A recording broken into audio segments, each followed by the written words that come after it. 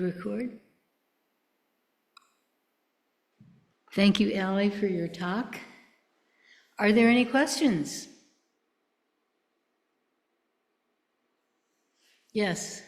So that that line from the Platform Sutra makes Zen practice seem like a very uptight activity. So the line from the Platform Sutra that Allie just quoted, can you quote it again? Devote yourself to the way and do not relax. Devote yourself to the way and do not relax. So it makes Zen seem very uptight, doesn't it? Yes, is that your question? Yeah. So is Zen uptight? Yeah, that's my question. I'm asking you, you've been practicing for a while. Forget that. Is Zen uptight?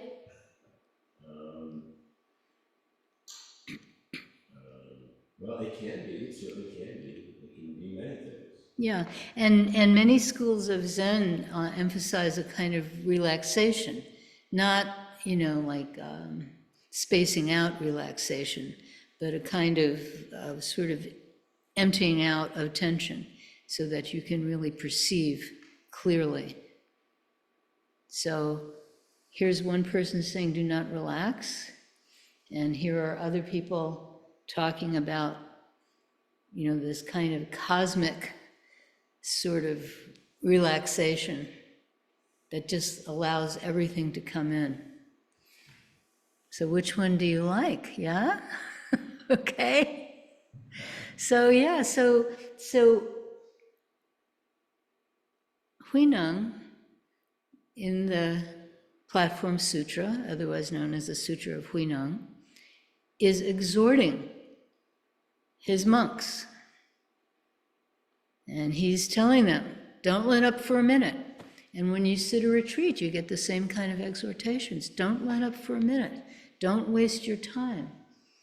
Keep your energy strong. You get these kinds of exhortations. That's the same thing. So it's not saying to be uptight. It's not saying to be anxious. It just means don't lose your energy. So don't relax is maybe a bad translation. But in this world, we lose our energy all the time. We have these devices, Is there anyone here who does not lose their energy by scrolling on their little devices, which are mistakenly called phones, because almost no one ever uses them for phone calls, right? And then we go to our computers, and then there are more ways to deplete our energy. There are more ways to lose our focus. So what it's about being focused, not being somewhere else. Just exactly what's going on, that's where you are. You're not dreaming of something else. Like Ellie had that wonderful dream of being this huge being who was skipping. I kept thinking, like with Godzilla, you skip, you come down, you flatten a few buildings, kill a couple of hundred people, but then you're skipping. But that wasn't part of her dream. In her dream, she was just skipping and skipping and skipping, and that's a lovely dream, until in her dream she tripped over a mountain. So there's these dreams that people have. And we walk around most of the time. We're in some kind of dream. We see someone and we don't see that person. We see our idea of that person and our theories about that person. And this is what this person should be doing, but no, they're doing, and all this kind of stuff. And then we turn it on ourselves. I should be doing this, but I'm doing that.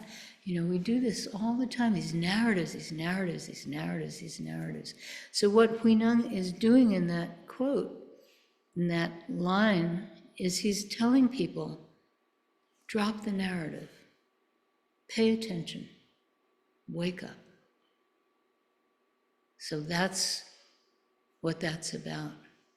And it makes Zen the opposite of gloom and doom. I remember what really attracted me to Zen long before I started practicing was somehow or other I had come across and owned a book called Zen for the West, which was actually a description of the schedule in a Rinzai monastery in Japan. I don't know, I mean, that was the hub of it. And the author was Ogawa, who was actually a very important Japanese teacher in America. I think he was based somewhere in like around Chicago or Indiana or something like that, some university. And the frontispiece was a picture of his teacher. And his teacher was the happiest person I had ever seen. This guy had this enormous smile on his face. And, he was sitting there like, in meditation posture, but he had this huge smile on his face. And I thought that was so cool because, in the Abrahamic religions, everyone's always so serious. I remember we had this little residential Zen center. There were like about 6 adults and 2 kids living there, and one of them was our kid, and the other was another kid, and they were like toddlers. And right up the hill from us was the Episcopalian college ministry, and they had a back porch, and they'd go out there and pray, and they'd be praying like this. And I remember our son looked at them. He couldn't talk very well, but he could talk some. And he said, why are they so unhappy? But the image we had, of this, the image that I saw was this guy with this huge, radiant smile. So if you drop everything, you might or might not end up with a huge, radiant smile. It doesn't matter. But you won't be stopped from doing so if it's appropriate. So yeah, we are not gloom and doom at all. Yeah. But it is hard training. It's not easy either. This is not spa Zen. We sit on retreats, we sit for many, many hours. We don't get much sleep on retreats. Even coming here on a Sunday, sitting still for 25 minutes. How often in your life do you really sit still for 25 minutes? You don't even tap your toes? You don't scratch your nose? Anything else that rhymes there? Toes, nose? You don't.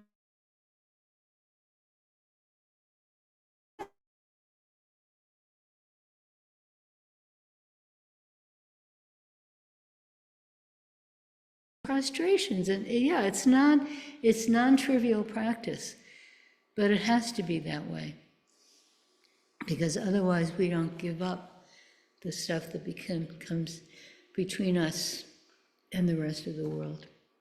So thank you for your question. Are there any other questions? Yes.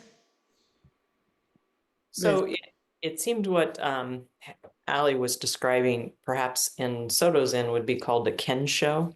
Mm-hmm. It's And in Rinzai Zen too. yeah, and so is there an equivalent of that in Korean Zen? And if so, because there's seems to be a pretty big emphasis in Soto Zen. I can't speak for Rinzai, but at least in the lineage I was in, a very big emphasis on kensho. That was a deal if you had one. I have my own opinion about it, but I won't share that. But just in Korean Zen, is there an equivalent? And Of course, I mean, this is called waking up. The English word that's usually used is enlightenment, which is a very, very, very bad translation because it comes from the word bodhi, which means awake. That's why the Buddha is called Buddha, because he is awake. So you're talking about an experience of awakening. And sure, of course. In fact, for a while there were 2 Korean Zen masters about 20 years ago, and each of their students said that their master was more enlightened than the other one. His enlightenment experience was bigger. But Korea is very interesting because the great Korean teacher Chinul, he taught this. He was about 11th century, I believe. He taught that every awakening was a reason to practice harder. So it wasn't that you had an awakening experience and then you said, I'm finished. It was like awakening was more like a door opening, and then you had to walk through that door. And it never stops.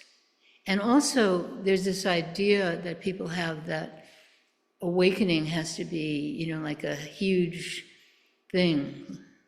Like you have to have like this experience that just, whoa, just whoa. And this experience. But then people attach to this experience, they get stuck, But it doesn't have to be that way. It can be as simple as picking up your foot and putting it down again, and everything has changed. It can be very quiet. So awakening is not about the intensity of the experience. Awakening is, are you awake? So all through Buddhism, that's what Buddhism is about. Buddhist practice is about awakening. That's what it is about in any form of Buddhism. Are you awake? How can you wake up? And in the Bodhisattva ideal, how can you wake up and help this world? So sure, of course. But there is this disease where people cling to their awakening experiences. And my teacher certainly discouraged that. If you came to him with something that you thought was some kind of awakening experience, he didn't do the way some Japanese teacher do, give you a little certificate and approve you. He just didn't pay attention at all to that.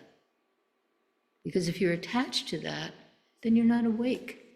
There was some guy who, a long time ago, like over 40 years ago, Zen Master Sung-san was in Berkeley, and some young man wanted to talk to him.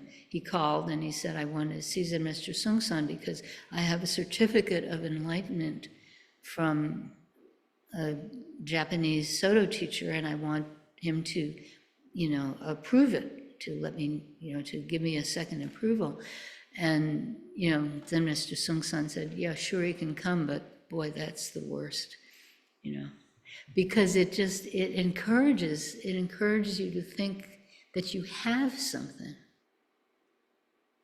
And if you're awake, you realize you don't have anything.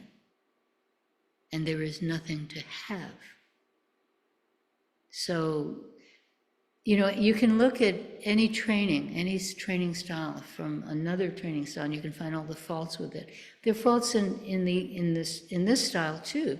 The fact that we never acknowledge it. We never say so-and-so is, awakened. In this particular small tradition, we never talk about it. And that creates its own kind of problems. But the question is, are you awake? And it's not about what kind of experience woke you up. In the stories, it's things like, all the stories of the old masters, it's things like, falling down. It's things like, hearing people fighting in the street. The nice things like hearing the temple bell. But, it can be anything. Anything can wake us up. Ha! Maybe that woke you up. I don't know. So yeah. So right now, are you awake? That is the question. So thank you for your question. Anything else? Yes. You used the phrase, don't waste time earlier. What does it mean to waste time? Oh, that's a lovely question. So the question, because it was asked softly, I use the phrase, don't waste time. What does it mean to waste time? That's a wonderful question, because that is such a stupid phrase. Yeah, you can't waste time. You're right. You can't. No way can you waste time. I mean, what does that mean? You know, you took the time and it wasn't rotten yet, but you threw it in the garbage. You know? I mean, what does it mean to waste time? So waste time is like a very bad phrase that basically means you're not paying attention. So yeah, thank you for correcting me. Yeah, you cannot possibly waste time. You can't spend it either. Time's not like that.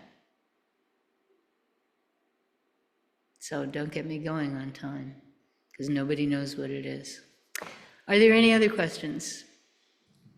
Yes. So instead of don't relax, is there anything that you would prefer? So instead of don't relax, what I prefer, wake up. Yeah. Stay awake. Yeah. Great. Shuang, you have a question? Yes. Do we trust our instinct or gut feeling? Can we trust our instinct Or our gut feeling? or our gut feeling? I don't know. It depends. So sometimes we have this, you know, instinct gut feeling. Sometimes it comes from a delusion. Then we can't trust it. Sometimes it comes from being awake. Then we can trust it. The question of, you know, how do I know my actions are correct? That's really your question. And the answer is we don't know. We don't know. We can only do our best. And the real test for me is it for me or is it for others? So when we go around doing things for me, and I know I'm going against all kinds of contemporary culture right now, but when that's our motivation is feeling better, and that's all we want to do, not feeling better so we can help, but just, I want to feel good, then that's a problem. But yeah, it's all messed up because, you know, I might think, oh, I'm doing this thing for Shuang, but I don't really know what Shuang's going through. And, you know, maybe what I'm doing is like the worst thing I could do for Shuang, right? Because we don't, you know, nobody can read anyone else's mind, at least not that I know of. So it's a funny thing, you know, my teacher always taught don't know, and this don't know is very important because we really don't know anything. We think we do, but we don't. All we have is approximations. So this don't know, this is very deep. This is our true self. This is this wide open mind before it clamps shut. So as much as possible to have faith in this don't know. Real faith in this don't know. And then our actions are fluid. They're open. So that's the best I can answer you. Okay? So thank you. And we're out of time.